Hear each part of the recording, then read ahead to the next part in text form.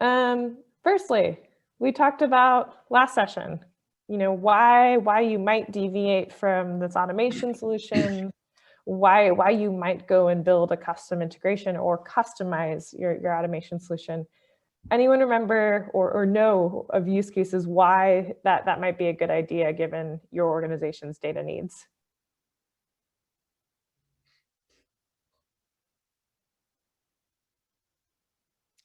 Well, was it kind of, for example, when you've got the data's coming in and it's got different form labels and IDs and you're trying to map it to a database that has different categories, for example, or if you're trying to take one database and send that information to multiple different databases.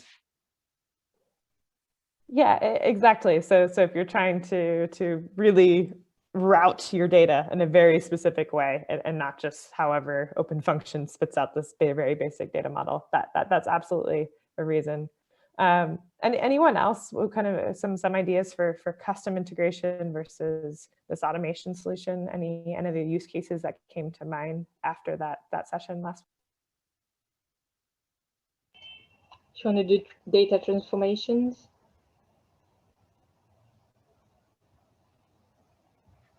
Sorry, my headphones keep turning off. Yes, say more. What's an example of a data transformation? Like assigning a value to missing values, for example. Yes. So if you have a value coming in, you want to read what that value is and perform some sort of logic to reassign it to another category. Or maybe you want to clean data. You want to remove extra spaces, return everything lower cases. Yeah, those are some really good examples of transformations. Does anyone have any other examples of transformations?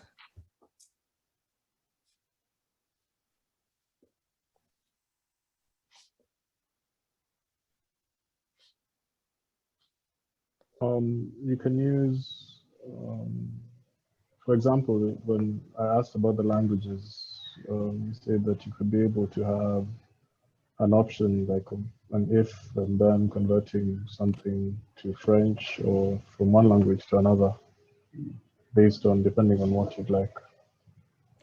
Yeah, you could consider that, particularly if you maybe didn't have the languages built into your form from the outset, and you need to do this conversion. That could absolutely be a scenario where you're mapping both. Maybe you have the English value coming to one column and the French value going to another column as well. Any other interesting things around mapping or transformation? What about if you have an existing database and you need to look up to this reference table of species or taxa? How do you match this incoming data with that existing data? Good question. Yeah, that was the one thing actually when I watched the recording that I was like, oh, I didn't quite catch that, didn't quite follow. So it sounded clever though. Awesome. Well, great. Then that leads me right into we'll get into that example. Was wondering if that stuck with anyone. Okay, cool. Well, then let's keep going. We're going to come back to that one, and I have some visuals to really rock through that particular example, so we can get into that. Confirming y'all can still see my slides, use cases here. Cool. Yep.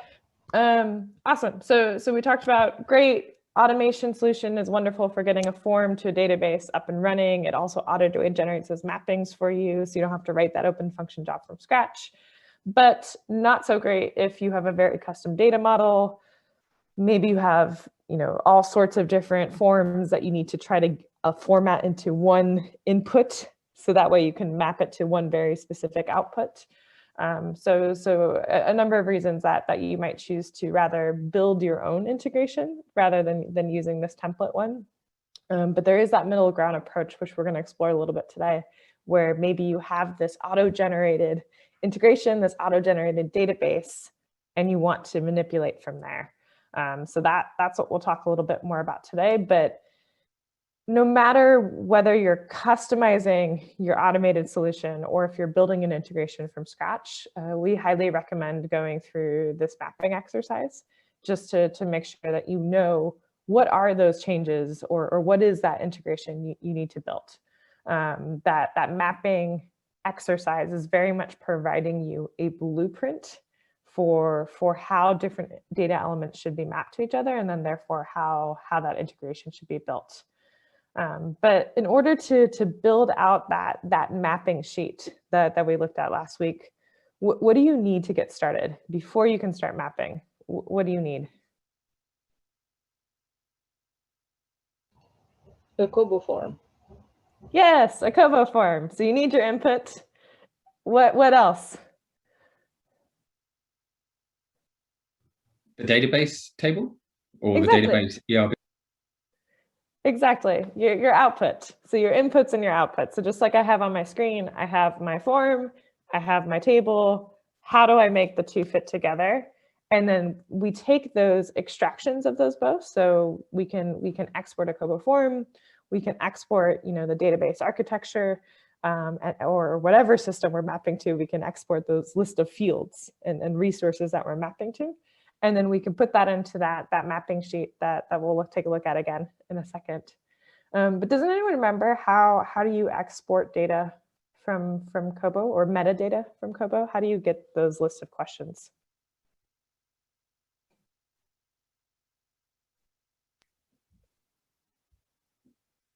You can download the Excel spreadsheet.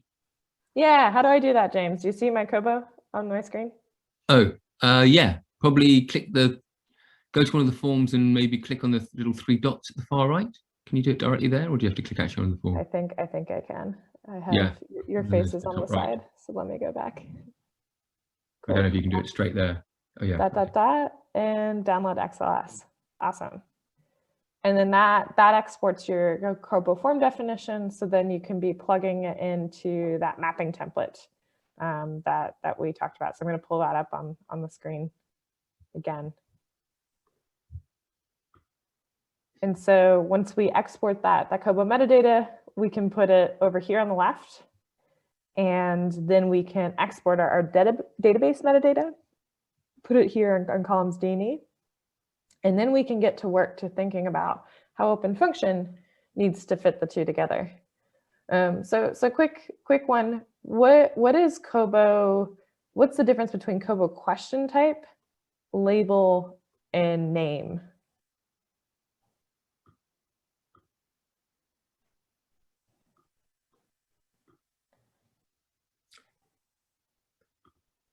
Remy. So go ahead, Remy. You're quiet today, Remy. Okay. Yeah. Oh, I'm here. So, the question type basically assists with knowing whether it's an integer, a text, or a different type of input. Then the label is the actual question, can be in different languages, and the name is like a shortened version of the specific question asked. Exactly. And what do we see in the JSON that we get from Kobo when we're fetching data? Do you remember?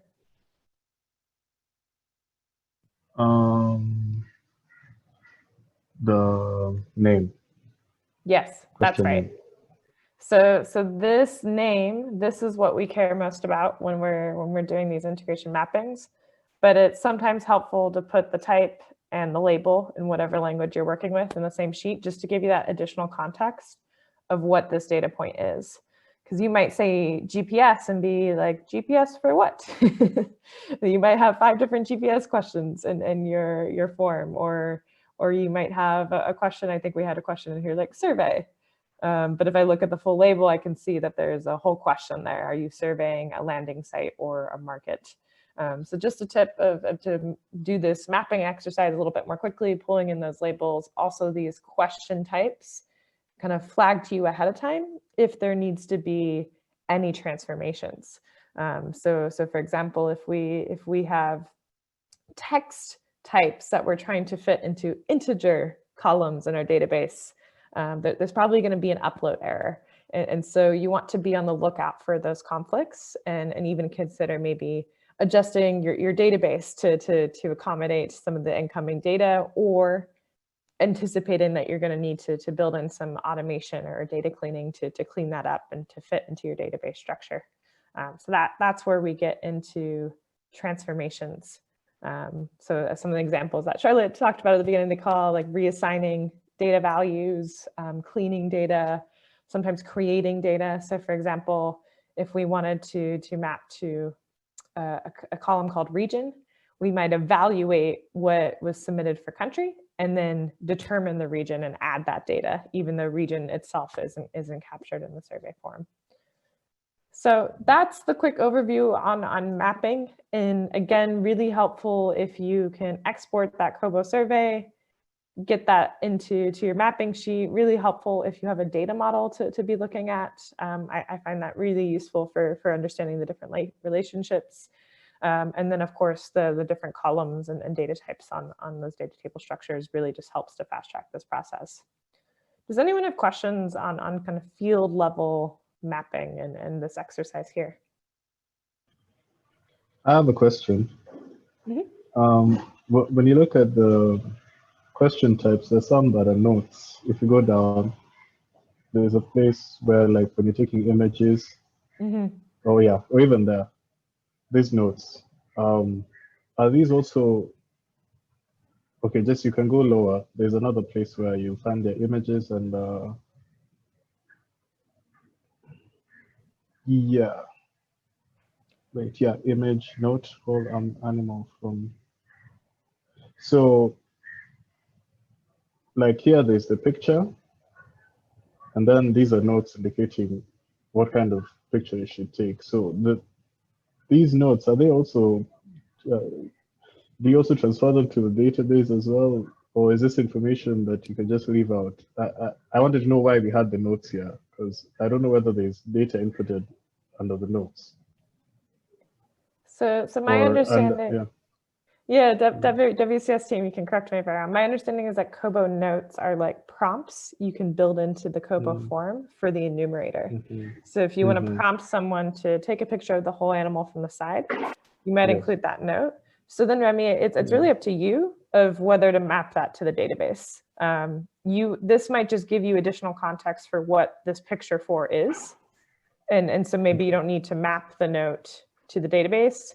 Rather, maybe you have a separate column called image for description. And you have a value that you're mapping that's like whole 365-degree view of animal or something like that. So you can choose to like add your own description, or you might choose to map all those notes into one column or to multiple columns. Yeah, and Remy, the reason why we have all these notes is because depending on what animal it is, the picture is different. So you see if it's a shark, then the image 4 should be the whole animal from side, but if it's a ray, then the photo should be of the whole animal upper. And then, you have all these pictures, and each picture, the type of picture depends on the animal that you are sampling. So that's why you have all this. So out of all the notes, only one we will be picked have to for have the it in the database. Yeah, sorry. I was asking. I mean, that's a good question. You can.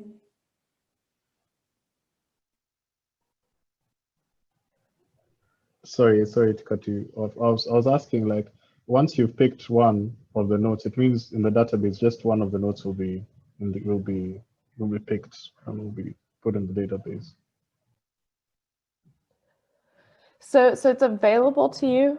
Every single note is available to you as a field to map. So COBO will save that note as data. So you could choose to map each single note to the database, or you can choose to combine all 4 notes into one column, or you can choose to create your own new column where you have some sort of default value, like whole 365-degree view of the animal, something like that.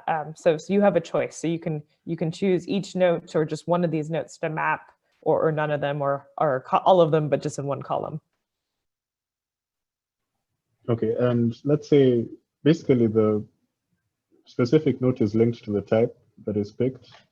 So could you get like, could the note picked be as a result of the type that was answered in the form? Because the type is what determines whether it's a ray, a shark, or a turtle. So can it just pick the specific animal that is picked in type and put that in the database? Yeah, so there you might have some sort of transformation logic where you would say if type is, let's say, shark, then return note for shark. And then so on. So like if type was ray, then I want to return the note for ray. Does that answer your question, Remy? Yes, it does. Thanks. Okay. But yeah, that's a really good transformation use case. If this, then that. So this is a good one that we can come back to. But absolutely, because in your COBO form definition, a lot of times it's going to show you every single possible answer. But when we start seeing the data, when we start seeing the actual submissions, only half of these questions might be there. And that's because depending on how someone answers that form, they may only provide half of this data. And so therefore your mapping logic might change a little bit depending on how someone answers a survey. So if someone answers a survey in one way, you're gonna say, hey, actually this picture is a shark, not a ray, that type of thing. So really, really good question.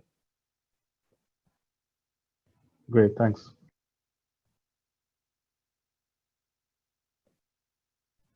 Any other questions for now?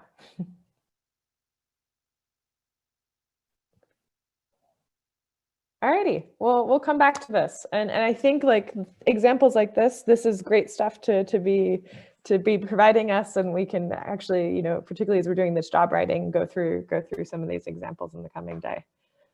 So if you have more, definitely make a quick note in your mapping sheet and we can come back to it. But I'm gonna flip back to my deck. Can you all still see the PowerPoint? Great. Awesome. So once we have this input and this output, and we understand at a high level how the data needs to flow, are we mapping to one table? Are we mapping to many tables?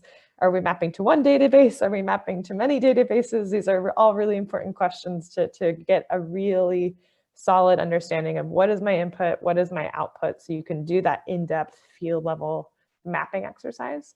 But then from there, it unlocks you to begin writing these jobs, these integration scripts.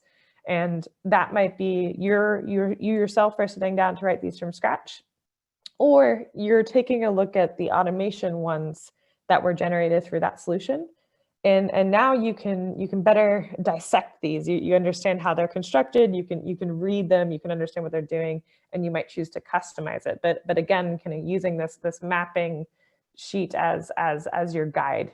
But then that allows us to then go into the job studio, pull up different submissions and begin to edit the jobs that you see on the right. So to change these mappings that might be auto-generated. And here on the right, if you remember, we have some very simple mappings. So where are the database columns and where are the COBO questions in this job on the right?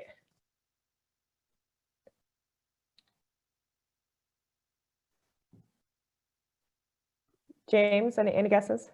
Yeah, is it the left is COBO and the right is your database? The opposite, actually. Oh, is it? Yeah, it's tricky. So no, it is. Oh yeah, okay, yes. Yeah, so what does line 102 say we're doing? Line 102 says we're updating and inserting. Oh yeah, okay, the COBO into the answer ID. WCS programs, COBO answer. I don't know which way around that is. It must be saying that we are. Oh, you're. So this is our database. Just to give you a hint. Yeah. Where we're about to load data into it. Yeah. So what is that first thing? Yeah. Okay. So into that. yeah, that's the name of the database table, I guess. So update answer ID into that database table. Exactly. And we'll talk about upserts more in a second. But upserts is a way that we can update or insert if that record already exists. So answer ID is kind of that unique identifier for how we check if a submission already exists or not. So we'll talk a little bit more about upserts in a bit, but that's exactly right, James. We're uploading data to this database table. So then on the left, we're saying, okay, when you upload data into this table, fill out these columns. And so that's where we're defining all of the database columns that we want to manipulate. And then on the right, we're saying, return the data value of whatever was submitted in COBO. And so that's why whatever in data value, that's saying return the value of whatever data was provided for this key in the source data.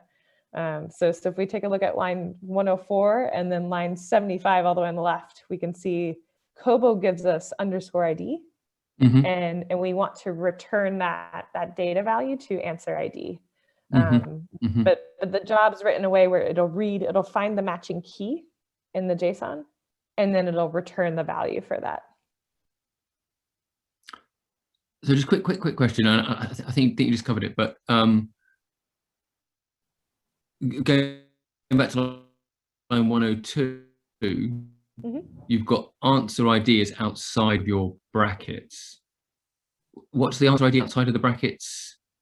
So you're saying go look at your database table, which is your WCS programs table, comma, answer ID, comma, and then all of your inputs. Why is that answer ID outside of the brackets? Great question. So this is particular to upserts, which we'll talk about more in a second. But because upserts, we say we're either updating or inserting, we're saying check for the existing record using some sort of identifier. So we're saying that answer ID is what you should use to check for existing records. So it has one more parameter that we're passing in this argument. But if we were just doing a straight insert job, we wouldn't need that answer ID. It would just be insert table fields. Cool. Yeah, so sorry to put a more tricky one in front of you. But if you all are looking at those automated generated jobs that you're seeing, you'll see a lot of these upsert statements. And we're going to talk a lot more about upserts today. And you'll see that then they have all these mappings auto-generated. So just columns are what's defined on the left. And then anytime you say data value, that's referring to the source. The thing to note about JSON is JSON is really characteristic in that it comes in these key value pairs. So always on the left, you'll see the key like underscore ID. There's like BNS matrix moto, BNS matrix moto possess. That's a longer question. I see gender head, household members. So these are all keys, and on the right, those are the values. So the actual data submitted. So those keys will look very similar submission to submission if everyone's using the same form, but it's the values that change. And so that's why when we write this data value function, we're telling OpenFN to say, for this submission, return whatever data was answered in this key. So for underscore answer ID, return that value. For landscape key, whatever key is in that, or whatever values associated with that key, return that value. So that's what that job is doing there. So if you see a column and data value, it's just directly assigning those two data elements. It's very straightforward mapping. But sometimes we'll see transformations written to the job. Does anyone remember how we might begin to, like a hint that OpenFN's about to do a transformation? What's something that we could look for in the job?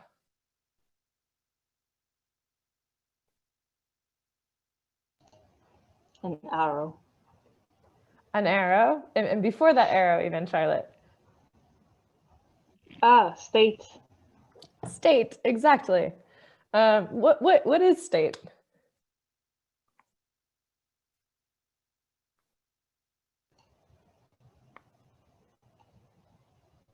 It's it's undescribable as well. Diane, any guesses? It's a function to say that we are changing something.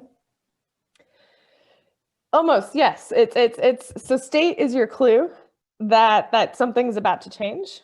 But state, it's really just a way of saying data. But this is where we're getting into code talk, which I'm starting to prime you for, because Taylor and Mamadou are going to join us in the coming days, and you're going to get a lot more of it. But basically, you all are comfortable with messages, right? We get a message of data from another system. On the left, you see a message. You see just above that in the black bar, it says state. And it has that message ID in JSON. So this is also the job editor starting to give you hints. So state sometimes this is really often used in like coding and JavaScript, but basically we're saying, here's the state of the data at this moment. We're not, we don't have this live connection to Kobo. We're fetching Kobo data at any point in time. We can fetch it and 2 seconds later, someone can clean it, which is why we repeatedly fetch it. But we're saying, here's the state of the data at this point in time. And so what this job is doing is it's saying, okay, I'm reading the state of the data, and then I might manipulate it. So whenever you see state pop up in a job, that's just a hint to you that, oh, we're about to do something with this raw data that we got. And so that's just a hint that probably JavaScript is coming just to do some of that transformation, because what we're doing is we're passing state, we're passing data into this function that we might be performing. And so we'll get a lot more into that in the coming days, but just if you're reading existing jobs, that's a good hint for you of, oh, this is JavaScript, versus anything else is probably more of just kind of a standard mapping and data element assignment. So on the job on the right, where do you all see some examples of this data transformation? What lines?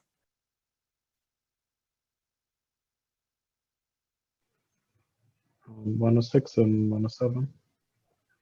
Yeah, that's right. And what are we doing there, Remy? We are checking if they have the data for today, and if not, the submission time is what is extracted and presented. Exactly. So that's a little JavaScript trick that you all will definitely learn to do over the next couple of days. But that's like a really nice if-then type logic. It's called a ternary operator, if y'all want to go Google that, but we'll talk about it more. But basically, if there's some sort of expression to evaluate. So here on 107, we're saying if today exists, then return today. If not, return submission time. But on line 116, where we're doing our expressions a little bit more complicated, we're not just checking if something exists. Charlotte, any guesses on what we're doing on line 116? We're assigning a new value to a column that says if the state data household type is control, give household type control the value 1 in the database, otherwise 0. Amazing. You just read code, so that means you could probably go implement it. So I think that's the thing you all should be really excited about, is like you should definitely walk away from this training literate around jobs and all that. And then, hopefully this training will kind of get you started on doing basic job writing and all that. But even if you're not feeling comfortable with JavaScript or don't want to have anything to do with it and want to hand that off to other members of your team, just understanding some of these basic concepts and getting familiar with some of these really basic JavaScript patterns can be really beneficial just to understand what's going on in a job, and just to read exactly what's happening, so you can provide feedback to your team members maybe on some of that logic and such that's implemented.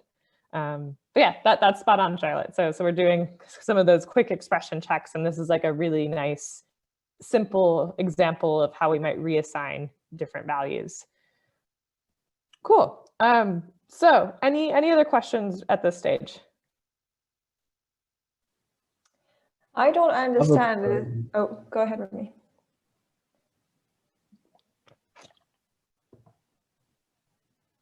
.106 and 107, you find that we have state data today, and then on the left we have today and the date. If it's submission time, will you still have today, or it will be today, whether it's today or it's submission time? It gives on line 83. You can see it has today and the date. So that today, the left part of that's Java like script, is it something that will always remain the same, or it will change depending on what has been fetched from the data? So this is fetching a state of that data. So OpenFN is manipulating these dates that you see in your incoming state. So that today means whatever today was when that survey was taken. And so that's a good question, because that's why on line 105, we do want to update a date. We want to say the last update. So we're about to load this record in the database, and we want to say we last updated this record in the database right now. So that's an example where OpenFN's generating a date rather than using a date that was in that original submission, because it looks like the submission is quite old. It's actually 2020. So that's the day the survey happened. But today, when we're uploading it, it's already April 21st. And so that's why last update is going to show today's date. Does that answer your question? No, it doesn't. Okay, like you see today on the red, where it's in red, on line 83, on line 83, there's today, then there's the column, and then there's the date. There's a date there. And in the code on 107, it says if it doesn't get the date today, it gives submission. There's that submission time. So on line 83 in the red part, this initial part today will always be today, whether the date has been selected or it's used as submission time, or it doesn't matter. It just remains the same. Yes. So if for this submission on the left, I see the date is October 3rd, 2020. So when we load this record to the database, because I see today there, it will return this October 3rd, 2020, or whatever value is in that particular submission. There, I think for this particular job, there were some older COBO submissions that did not have today in the data. So that line 83 was missing, which is why for some of those older COBO submissions, we said, okay, because today isn't available, let's use submission time to indicate what the survey day is. Okay, fine. That's great. Thanks. Sure. So I think these days COBO defaults to putting today into the forms, but I think we found for some of these older submissions that maybe wasn't the case, which is why we added that submission time as like a backup option in a way. Okay, so the database doesn't care if the value that comes in from this line will be a date or a date time value? It might care. How do we know that? No idea. I guess We you can see in the database. Exactly. We can check out the database. That's also why when you're doing the mapping exercise, you might have the data type in that mapping sheet, so you know what the data type of is of that database. Otherwise, sometimes you don't catch it, and when you start to load data, then you'll see an error, and then you need to troubleshoot and process it. But when in doubt, I think go double check the data type on the database. And as a reminder for folks who are not comfortable with databases, I'll send around a link to a couple applications. But remember that Database Explorer I pulled up on my screen? That app is called dbeaver. It's open source. It provides a point-and-click interface for looking around databases. So if you all are going to be working on this data mapping exercise, want to just have a better understanding of what's going on in your database, I personally like that better than going through an export of metadata. It gives me a nice little visual of the tables and how things look. And it also allows you to explore the metadata configuration and all that. So We can send around a link for that, but that might be worth chatting about if you have a database team, just kind of what that could look like for you all to get permissions to just peruse a schema and stuff like that. Cool. Good, really good questions. So we're going to dig more into these jobs. So we're going to become more and more literate, and that way we can start making small adjustments to these automated ones. But any other quick questions just on what's on the screen here?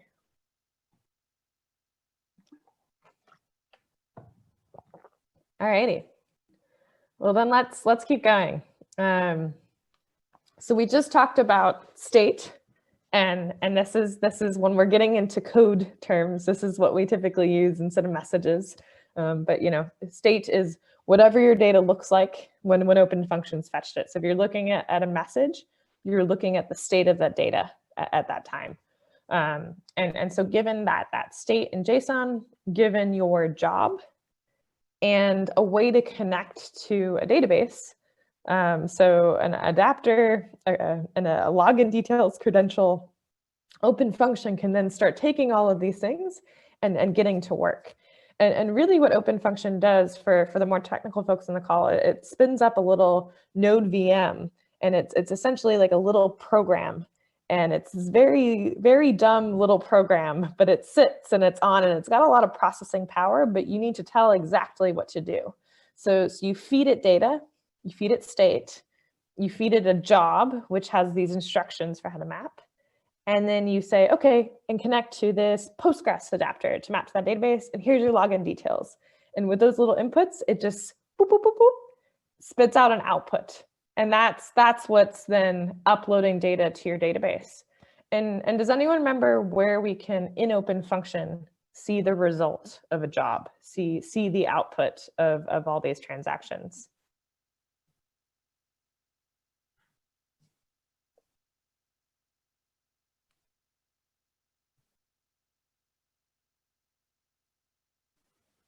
In the inbox? It will be In the messages? Inbox, sorry. So okay, great. So I'm in inbox. I'm going to click into a message here. What do I see?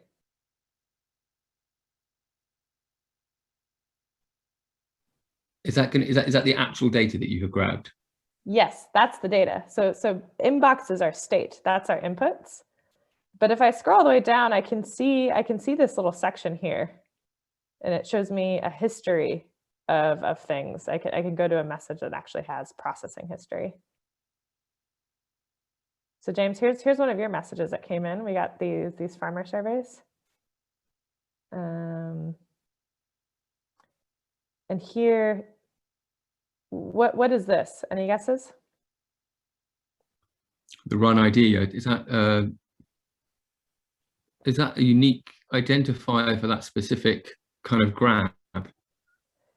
Yeah, for this transaction, this unique processing of this data. Yeah. So if I click into that, you'll see it takes me, we flipped over to activity history now.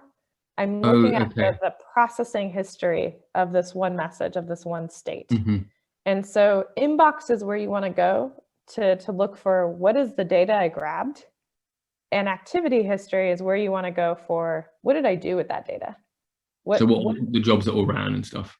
Exactly. So open functions there is listening. Maybe it has a couple jobs that's grabbing data for you, but that just goes into your inbox. Like think of like your Gmail inbox. You get all this information, but then what did you do with that email? Did you respond to it? Did you forward it to someone else? Did you assign it a new label? And so that's where activity history, this is your monitoring console for when things go wrong or when things go right. And that's where over here in activity history, this is where we can filter by status. So we can see, show me only successful transactions, show me any failures. Did any data fail to get to my database? Did any job fail? I can see also, I can filter by specific jobs. So if I know that I've just uploaded a whole set of submissions, but I'm missing some or the data looks weird in my database, I can filter by jobs to then check out, I wonder what happened with this data and why it shadowed up weird in my database. And so this will show me, okay, it looks like in the last 30 days, there were 3 different transactions that happened to this database. And so then I can click into that run, and I can see what was done in that database at that time. So I can see the exact runtime of when the job processed that data. I can see the actions OpenFN took. So what does it look like OpenFN did in this run?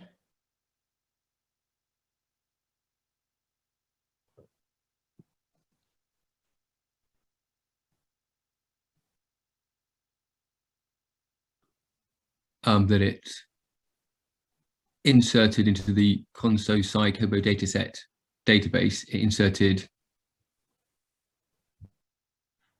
all of that information. So has that just created the labels in that database? So what it did, it's inserting data into these columns. So it's saying insert into this table. Here it's saying which columns, and then the values, it looks like we've redacted these from the logs because we maybe don't want to print out all the data in here. So those are some like configuration choices you can have. I think by default, the logs are a little bit more restricted, and it's not to print out all of your data. But you could add some additional, they're called console.logs, to really show everything exactly as you loaded to your database. But here we can say it looks like we inserted 1 record into the ConSoSci Kobo dataset table, and it looks like we also had a second record that we inserted into fish landing here, and we filled out these different columns. And then we could either print out what we actually uploaded here, or we can just keep it restrictive here and just like pull up the database and just check out the output and see what it looked like. And then if anything was weird, we can always go back to that message and what was the state of the data at the time it was processed. And then that's where we can say, Kobo didn't provide me who submitted the survey. That's why that column's blank.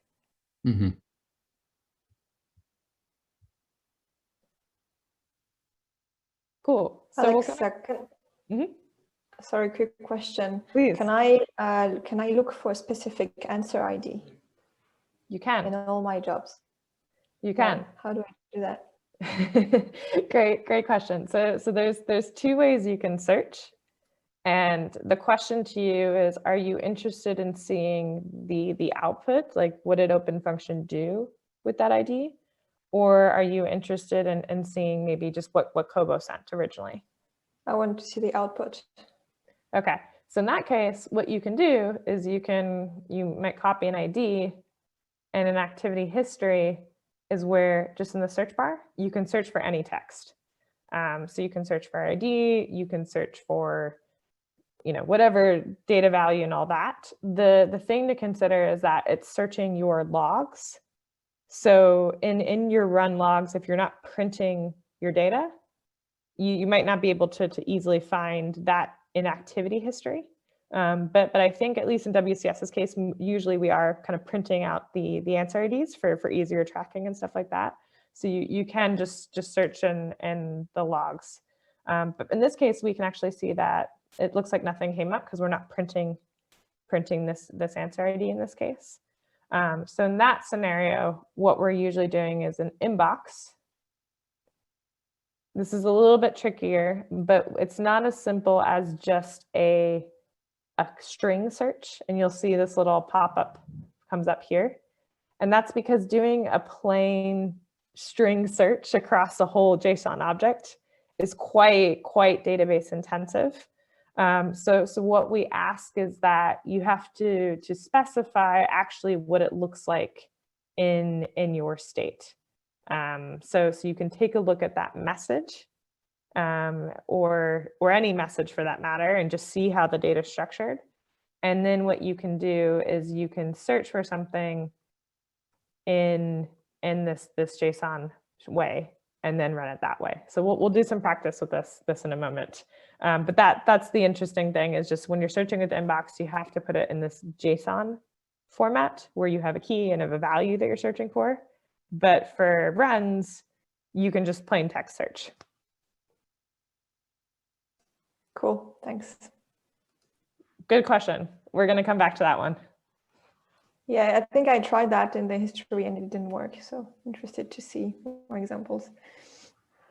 Cool, and that also might be a good reason for us to just make sure that whenever we're printing logs that we are including those answer IDs just for easier troubleshooting lookups and stuff like that. So that's also something to consider. But that's where you have control as admins of just, for what do you want to be printing off? Because just so y'all know, whatever gets sent to your inbox, by default, most open function projects, we only preserve what's in the inbox for 90 days. So that's totally adjustable depending on your organization. So I think for WCS, we don't have a limit there. It's like it's an annual thing. And so that way you can fetch the data and you have it in open function to reprocess again and again without having to go fetch it again. And that's nice for processing, but open function is not a data storage tool, rather kind of a way for you to capture states at a different point of time and process it onwards. And you can always go back to the source and fetch it again. But that's why usually activity history is kind of more that longer view of what's going on. Any other questions on like inbox versus activity history?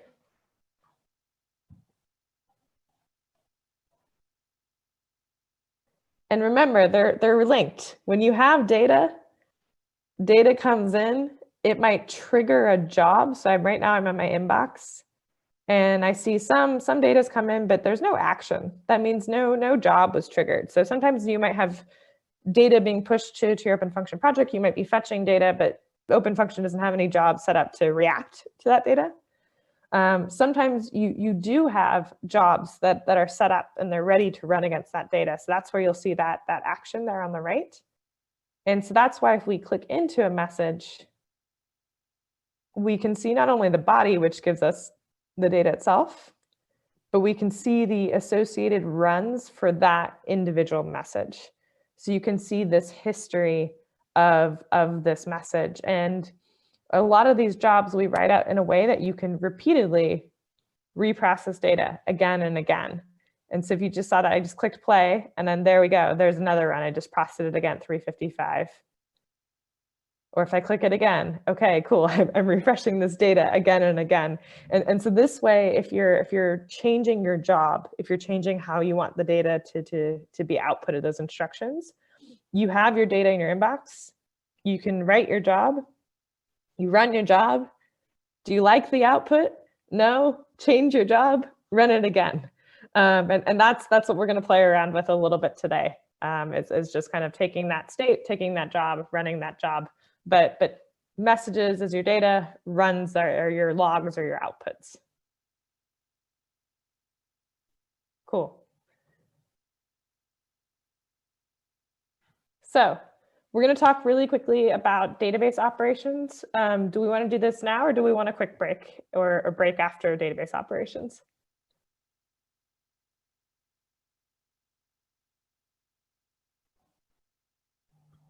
I don't mind at all. All right, quick hands up if you want to break now. Hands down if you want to break in 5 minutes. Let's go. Let's keep going. Cool. Let's keep going, yeah. Awesome.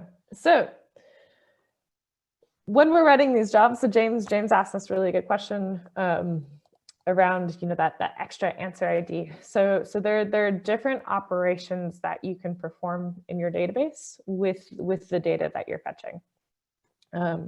So forgetting about jobs for a second, what are some operations that you might want to do in your database? How do we manipulate data in our database? We insert. What else do we do?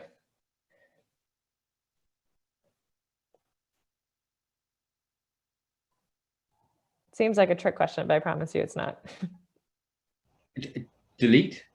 Delete, exactly. That's another operation. What else can we do with data? Insert, delete. Update? Update, exactly. So those are the main ones. For those of you that worked with databases or applications before, you might have heard of like CRUD, create, read, update, delete, or CRED, create, read, edit, delete. So these are very standard operations in any application or database that you're working with. And depending on, what you want to do with your data, sometimes you always want to make sure you're inserting a record. Sometimes you never want to insert, you always want to make sure you're just updating existing records. Sometimes you might want to delete records based on certain logic. But a lot of times when we're moving data from system A to system B, we want to insert or update.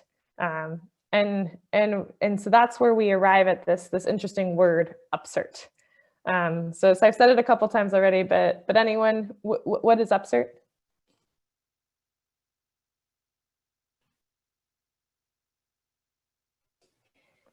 It's insert if there was nothing before and update the same record if there was a record. Already? Exactly. So it's a way that we get lazy and we just combine and make up this new operation, upsert, but it's a really common pattern in integrations. And we want to check if a record's existing. And how do we do that check, Diane? We look at the answer ID.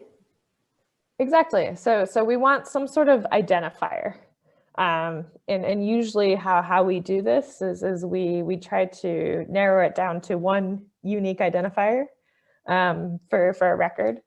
There are ways that you can write jobs where you can search across all sorts of attributes. So you can search across 5 different columns to look for existing records, or maybe you first check the unique identifier, then you check name and birth date, and then you check, there's lots of ways to layer it, but the simplest way to do it is to try to arrive at a unique identifier for every record that you're inserting into a database. And that identifier sometimes is provided to you by your source data. So Kobo gives us an answer ID, which is really nice. And it's like a easy way to search for data in Kobo. We can go and we can find a submission based off that ID. But sometimes the source data doesn't provide that ID for you. So rather we need to make up an ID. And this usually we'll do using attributes available to us.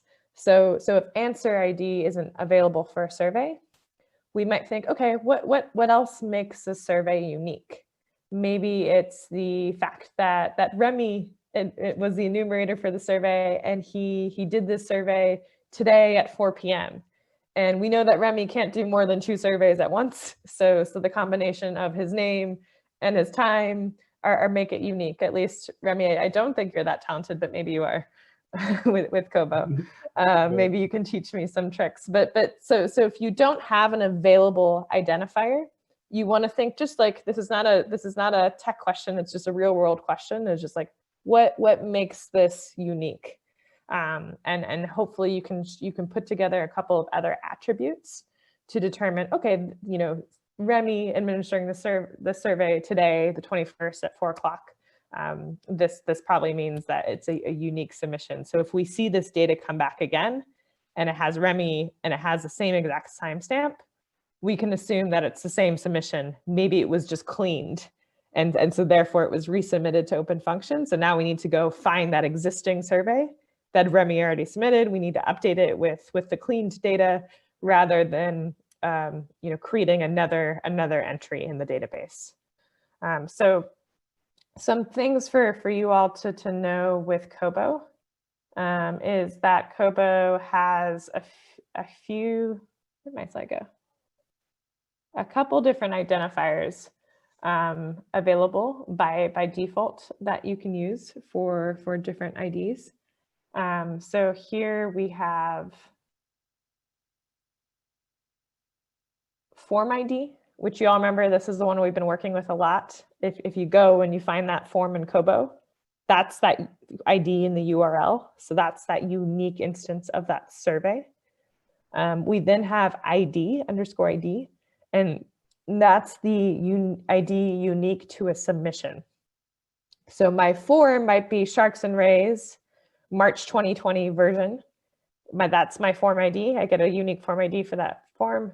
Every time someone submits a response, that response, that submission gets an ID, an answer ID. So that's that. I think in Kobo it's typically this 8-digit number that is unique across that Kobo server. And then sometimes in the Kobo data, you'll see there is this UUID. And you might be tempted to use that one because it says UUID, universally unique identifier. But something just interesting that we learned in working with Kobo Toolbox quite a bit is that if your organization is going to be cleaning data, every time they clean that data, Kobo counts that as a new submission and will therefore reassign the UUID. So if Remy submits the survey, it has this ID 8525, whatever you see there on the screen, and we load it to the database, we load it with that ID. If he goes and he cleans some of his responses and we go sync that again, it will have a different UUID. So this is just something to bear in mind specifically when working with Kobo, is that our recommendation is rather to use form ID and ID as kind of your unique identifiers. But there might be scenarios and other applications that you're working with where UUID, that means universally unique ID, that's probably a good choice for a unique identifier. And any questions on that? Yeah, I have a question. So underscore ID, you wrote that it's unique across Kobo server. So for one Kobo account, you would never have the same ID value. That's right. So how about, yeah, how about if you have several Kobo forms like the BNS linked to the same job? Could these potentially have, could these potentially have the same underscore ID value? Good question. So Kobo server, it depends on where you registered your Kobo project. And so that is something to check in with your partners. Kobo in particular gives you two options. There's like the humanitarian server and then the research server. And correct me if I'm wrong, Diane, we said, ConSoSci, WCS, we're on the research server, is that right? Yeah, okay. So this is something to check in on, absolutely, with whoever you're working with in your organization that's using Kobo. So if you can, from the start, get them to sign up using the research server, so that way you all know that your data is hosted on the same cloud that's managed by Kobo. You all might have your own projects where you're all administering your own servers or your own surveys, but all of that data sits on one Kobo cloud. So Kobo as a company is kind of maintaining these two different clouds. And so even if you have 20 different projects, if they're all on the same research cloud, you can use this as a unique identifier. If you know that someone in your organization is on this other cloud, but you still want to tap to their Kobo data, you absolutely can. But then you might consider, maybe my ID alone won't make the submission unique. So maybe I will combine ID with form ID, and that will make my submission unique. And so that's just the extra level of analysis that you may need to do. But I think a good example of, okay, well, if this isn't unique, is there some sort of other combination of attributes that can make the submission unique? And we know that each survey has a unique ID. So that might be one way to solve for that. Good question. Okay, cool, thanks. Yeah, I think I got mixed up between Kobo server and Kobo count. So that makes perfect sense. Any other questions on Kobo generated IDs?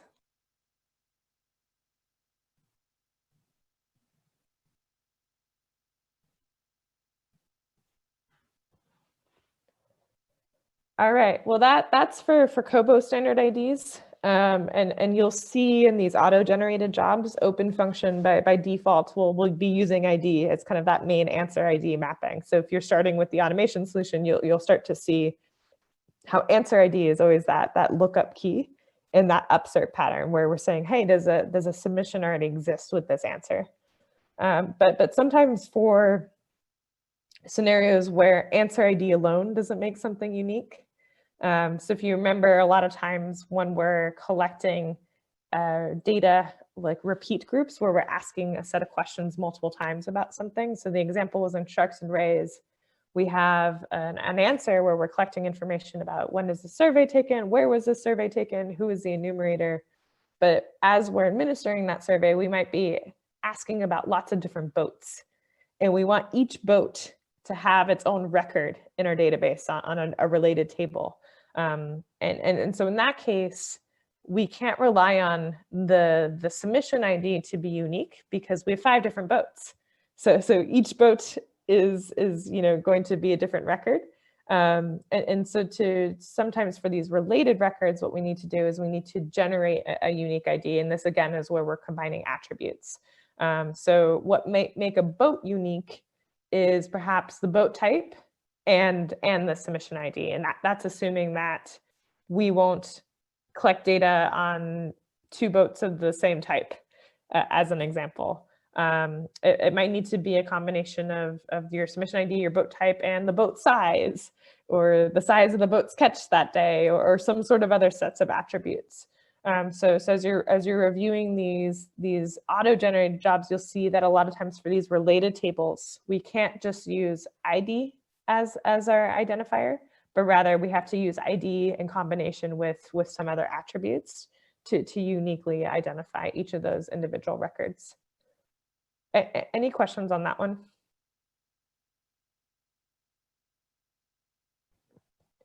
All right, we'll come back to this. But this is just to say that the reason that we really push for upserts and the reason IDs are really helpful is it allows you to fail. And it sounds maybe counterintuitive, but you need to build your integration assuming it will fail.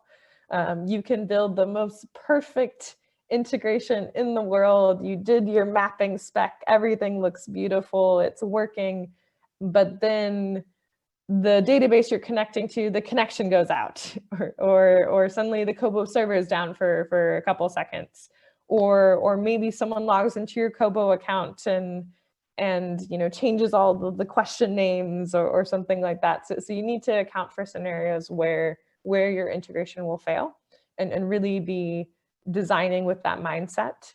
And a big key part of that is using these unique identifiers to set you up to retry and rerun your integration again and again. So that way, if it fails to upload data to your database, or maybe halfway through, maybe it inserts the first 3 records on the first table, but the last record fails, it's like a partial insert. You want to make sure that you can rerun this integration and update what's already there, but then insert the rest. And so that's where you really need to be building for this repeated retry process. And in the tech world, we call this idempotency.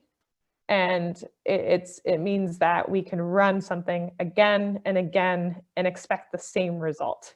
So if you can, designing your integrations in this way will just ensure that if something fails, no problem, rerun it again. You don't need to touch your database. You can just reprocess it.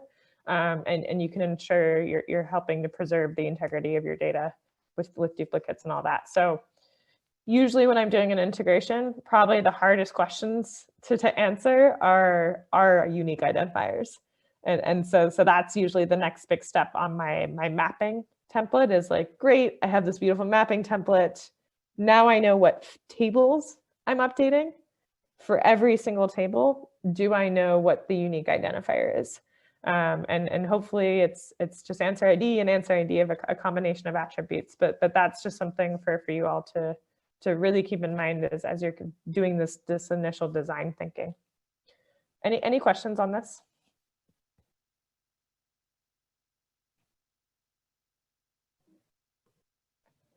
All right, and then that's where again we get this answer, this ID for the upsert job. So whenever you're looking at an open function job, it's always going to have this extra parameter for that unique ID, and the ID might be something like a system generated ID. But sometimes you might also need to make use of what we call like external IDs. And so this is getting a little bit into that example that we brought up at the start of the call today, the taxa species mappings. So I'm gonna walk through this, and then we'll take a break, and then we'll all get to play around a little bit with OpenFN. But yeah, so one use case that has come up a lot in this context with this group is sometimes you're inserting data into a database. So let's say I'm inserting form answers into a table, and I need to link my survey forms to this master table of species. So maybe in my database, I have some sort of master table of taxa or species where I'm keeping this running catalog of every species I might be working with at my organization. And ideally, I want every survey that comes in to have a relationship with that species table. So that way, when I'm running analysis, no matter what type of survey, all the species are in the same name. They have the same name. And that way I know that, okay, well, maybe one person calls it lion, some person calls it Simba, some person calls it big friendly lion. You know, people might call things different names. And so a lot of times to unify those and to streamline that data collection, we'll have these reference tables that everything will map to. So in this example, let's say we have this master table of species, so this kind of master catalog, and we have this lion species.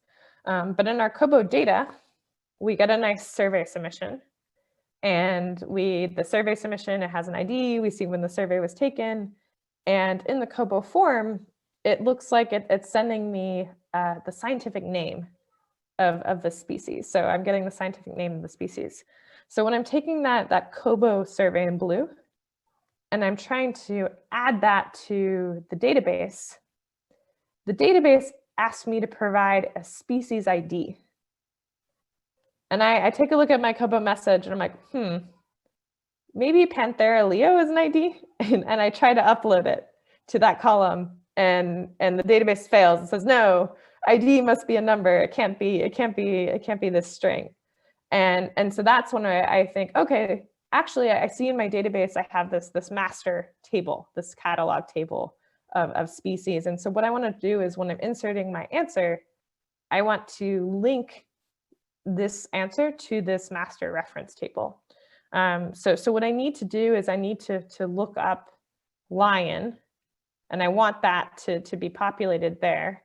But what Kobo gives me is this value that is neither the species ID and neither the name of the species.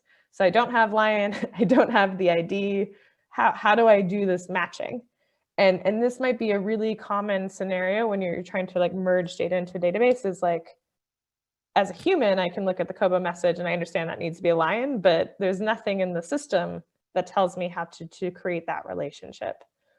So in this scenario, what you might do is a couple different things, but one approach might be to build out some sort of unique identifier system where in your database, you're at a column where you say, here's how we label all of these species in our Kobo forms.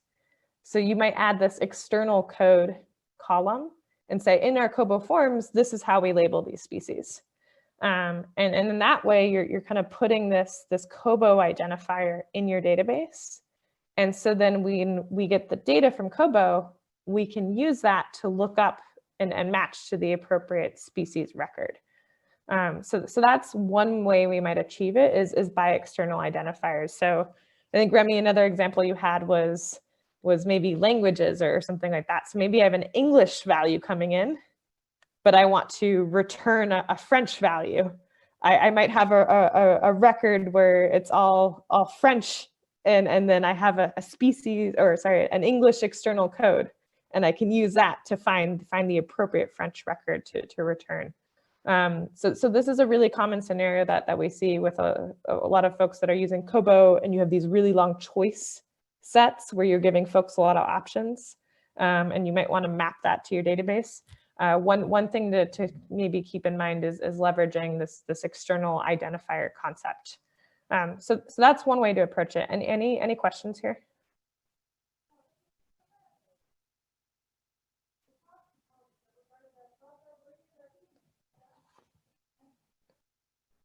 Okay, Steve, I want to pick on you.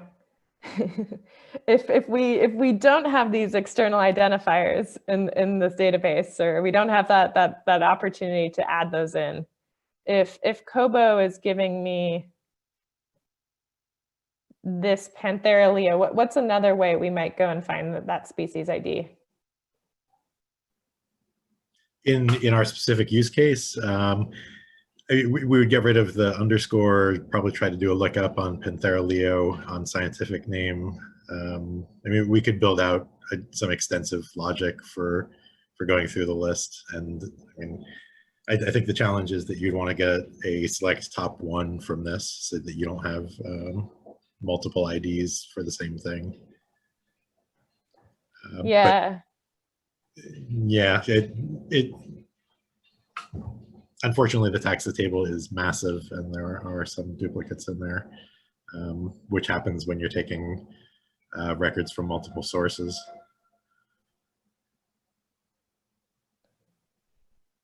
Yeah, absolutely. I think this is not an easy challenge to solve for. You're merging data sets here. You have data classified in one very specific way, and then data classified in a very another way. Yeah, exactly. I mean, we've done inserts from like the IUCN Red List, from GBIF, from one-offs. So it gets ugly when you have a couple 100,000 records. Absolutely.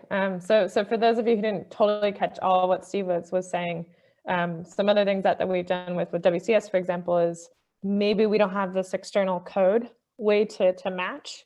So rather we take whatever Kobo does give us, and we run some more general search queries in the database. So then we search species for, does any species name have Panthera leo? Does any species scientific name have Panthera leo?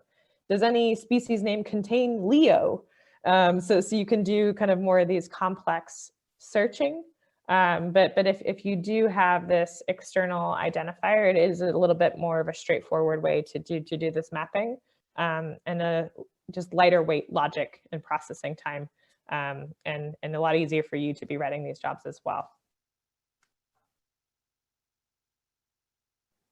Yeah, and part of the challenge there is just also the way that Kobo decides to store things. So instead of like that full label that you see when you're filling out the form, it has like Panthera underscore leo instead of the name that's visible. Yeah, that's a really good flag. So let me share my screen really quickly. And that, Steve, I guess this is where maybe you and I need to learn a bit more how the database is created, because we just need to make sure that the way we put the naming in the Kobo forms match what you have in your database. Yeah, absolutely, and that's a huge piece of making things work really well is standardizing wherever you can. So that's not just for this use case, but for everything in general. And so I think, I'm not sure in Kobo, like I know I have a tendency to get rid of all the, in Kobo in the names, they don't accept spaces. And so that's why when I have a list of species I'm using, if I have an ID, I would use the ID, like for example, for wildlife insights, I know I can use the wildlife insights taxonomy with a unique identifier. But for these sharks and rays, I didn't know what to use. And so I just took the scientific name and replaced the space by the underscore because Kobo doesn't accept space. But that can be changed. Yep. And OpenFN can also do a transformation when it's doing the lookup. So you could replace the underscore with a space. I think it does work with a space. I've had like enumerators names before in names in the name column without underscores and with spaces, and it's fine. Okay, great, because every time we create it and the form builder, it replaces automatically the spaces by an underscore. But I'll try again with spaces. I think it does do that, yeah. Diane. So if y'all can When see you my use the screen. online form builder, you mean? Yeah, yeah. But when you use Excel, I think it just keeps it like that with spaces if you've put spaces, I think.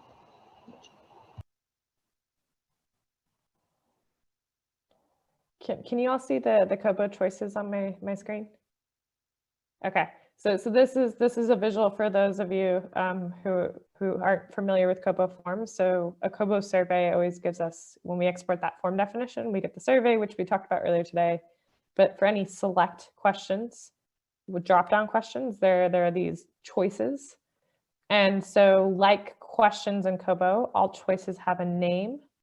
And this is what we see via the API. So if we're fetching data from Kobo and you have a select question, we are going to see the choice name. And Charlotte, I'm 90% sure, I don't think you can do the spaces, unfortunately. I think it does, at least through the API, it does return the underscores. So then you could add labels, which is what the enumerator, the mobile user sees. They see these nice labels that you might select and fill out in a Kobo form, but name is what we see.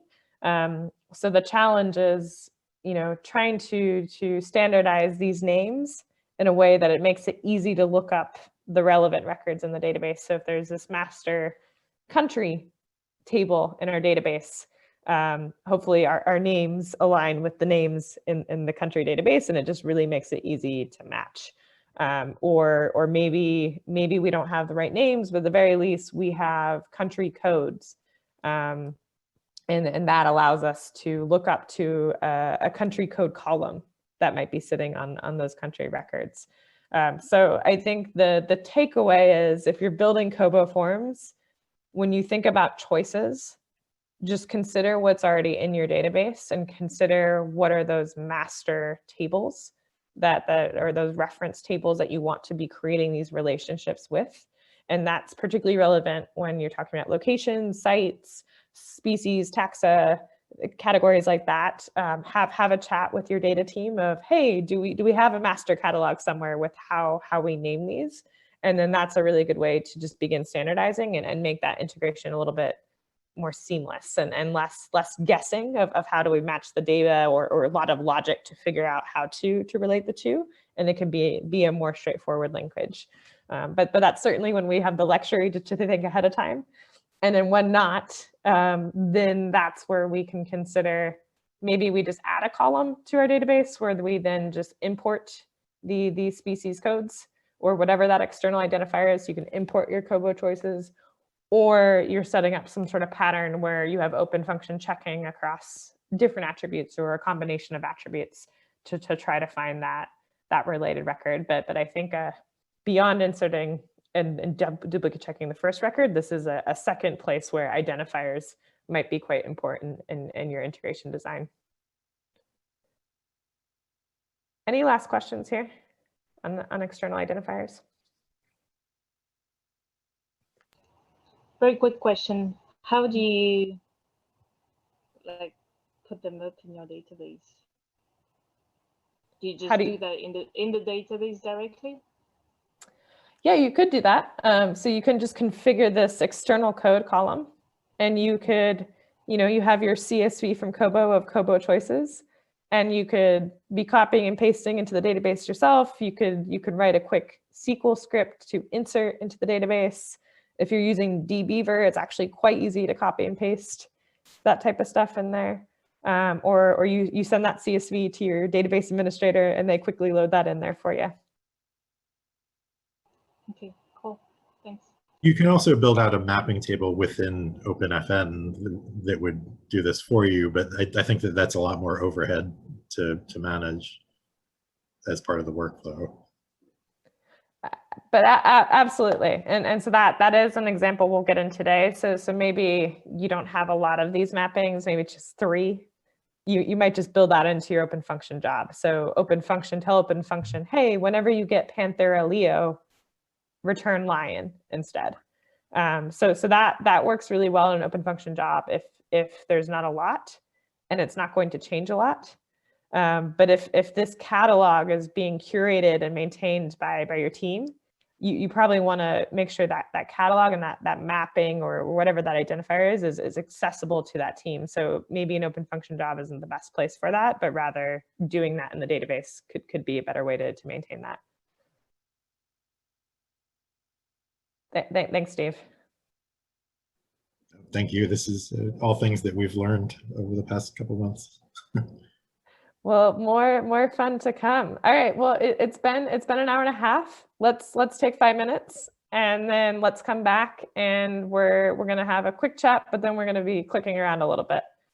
So get ready to maybe even share your screens, and I will see you shortly. Cool. Is